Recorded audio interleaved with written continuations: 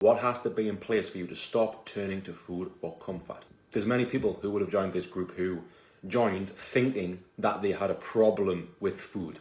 And maybe you do, but just on the surface level. You think the problem is the iceberg sticking out of the water, right? There's the water, there's the iceberg. You think, oh, there's the big iceberg, we've got to avoid that. When in reality, underneath the surface, there's all that big hidden block of ice. So when it comes to emotional eating, I want you to see this iceberg, right? On the top of it is food. On the top of it is not being able to stick to your diet. That's the surface level. But underneath, it's all about emotional voids. It's all about unmet needs. It's all about your expectations of life right now are not being met. And that feeling of your expectations not being met is causing you to feel powerless, causing you to feel hopeless. It's causing you to feel unfulfilled with your life. So psychologically, your brain's convincing you, go and eat some food to make yourself feel better. The feeling of a full stomach can temporarily take away the feeling of an empty life. You have expectations of yourself, of the world, of your body, of your relationships that are not being met, and you feel powerless to change them.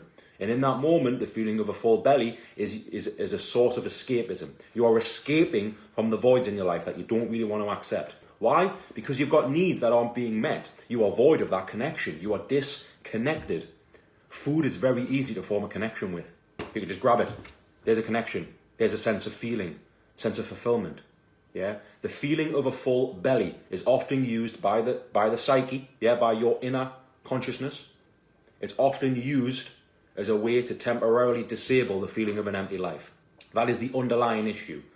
When the iceberg's coming out of the water, you think your problem with food's on the top. That's all you can see. In reality, it goes so much deeper. You're not fulfilled with your job. You're not fulfilled with your relationship.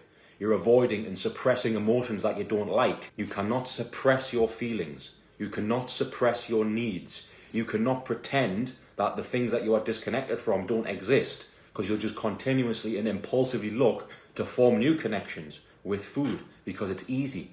We need meaningful work. We need a meaningful job that means something to us. We need a purpose. We're not supposed to be isolated. We're not supposed to turn up to a job we hate every day. We're not supposed to feel lonely. Life is for living.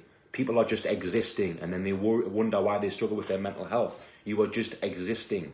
You're existing in a life that you don't want to live, and then you're saying to yourself, why can't I stop eating? You can't stop eating because that's what's taking the pain away from the very harsh, uncomfortable truth that you are not happy with your current life.